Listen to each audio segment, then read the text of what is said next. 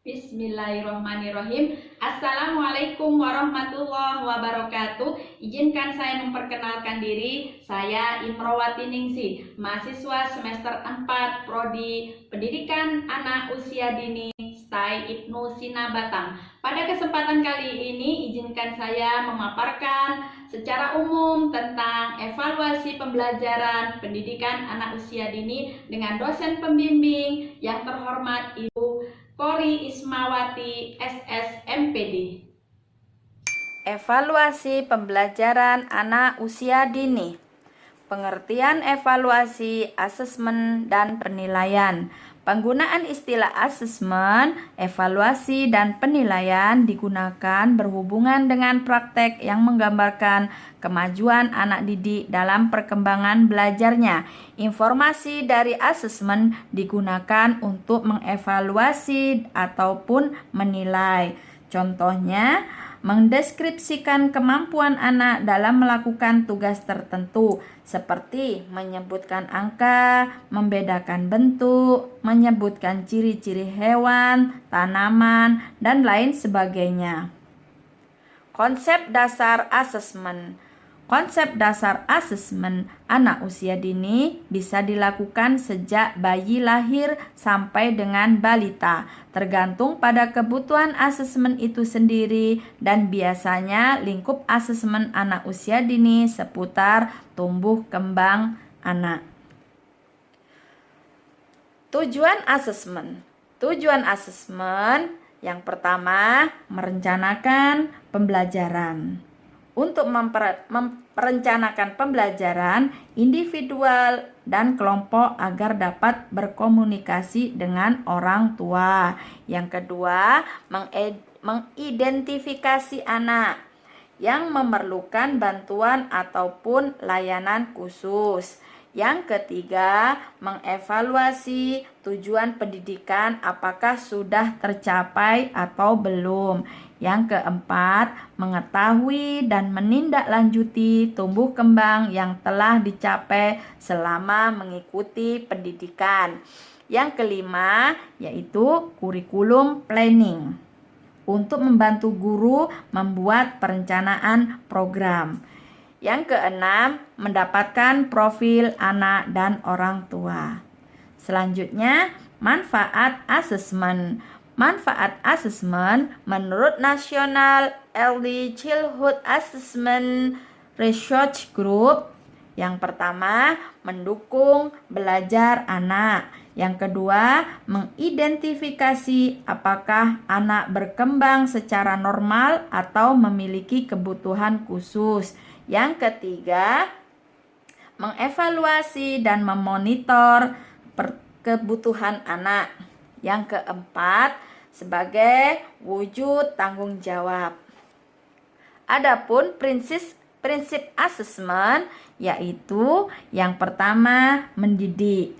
Artinya, proses dan hasil penilaian berkembang harus mampu memberikan sumbangan positif pada peningkatan pencapaian perkembangan peserta didik. Yang kedua, sistematis. Penilaian perkembangan harus dilakukan secara teratur dan terprogram, baik secara sesuai terencana seperti rencana yang telah disusun. Yang ketiga, berkesinambungan. Dilakukan secara terancang, bertahap, dan terus-menerus untuk memperoleh gambaran tentang tumbuh kembang anak. Yang keempat, objektif dan adil. Penilaian didasarkan pada prosedur dan kriteria yang jelas, tidak dipengaruhi subjektivitas penilai. Selanjutnya, etika dalam membuat dokumentasi asesmen. Yang pertama, ketepatan. Dengan cara mencatat fakta secara tepat, lengkap, dan dilakukan sesegera mungkin setelah pengamatan. Yang kedua, objektivitas. Mencatat fakta secara objektif, tidak ditambah dengan pendapat kita. Yang ketiga, menghindari pelabelan. menghindari kesimpulan dan diagnosis yang terlalu dini untuk berdasarkan informasi terbatas. Yang keempat, memiliki tujuan yang baik. Dokumentasi untuk mengamati perilaku anak, mengumpulkan informasi tentang anak, dan merencanakan program yang tepat untuk anak. Dokumentasi tidak ditujukan untuk alasan merugikan anak dan keluarganya. Yang kelima, kerahasiaan.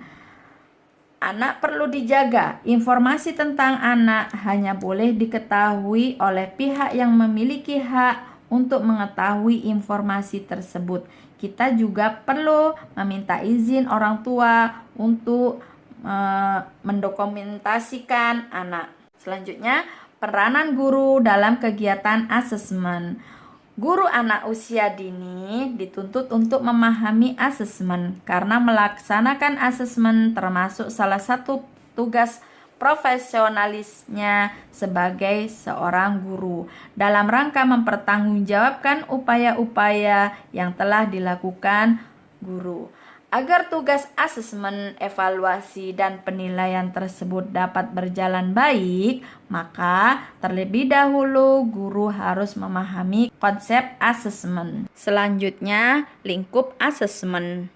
Pendidik anak usia dini dituntut untuk mampu mengakses perkembangan dan proses kegiatan pengembangan yang dilaksanakan bersama anak didik yang meliputi perkembangan perilaku atau nilai agama dan moral, perkembangan fisik motorik, perkembangan kognitif, perkembangan bahasa, dan perkembangan seni. Itu semua sebagai kompetensi dasar anak usia dini. Selanjutnya, pelaporan perkembangan anak usia dini. Pelaporan disampaikan oleh guru kepada orang tua dalam bentuk deskripsi singkat tentang perkembangan anak, meliputi 6 aspek perkembangan, memberikan informasi kepada orang tua tentang kemajuan anak. Pelaporan bertujuan membantu guru merencanakan pembelajaran selanjutnya yang sesuai dengan perkembangan anak. Selanjutnya, ruang lingkup laporan. Ketika melaporkan suatu informasi, maka perlu memperhatikan hal-hal sebagai berikut. Yang pertama, siapa yang akan menerima laporan perkembangan. Yang kedua, apa isi yang dimuat dalam laporan perkembangan. Yang ketiga, bagaimana bentuk pelaporan, lisan, tertulis, atau bentuk lainnya. Yang keempat, bagaimana format pelaporan yang digunakan. Yang kelima, bagaimana jadwal pelaporan perkembangan. Selanjutnya, isi pelaporan.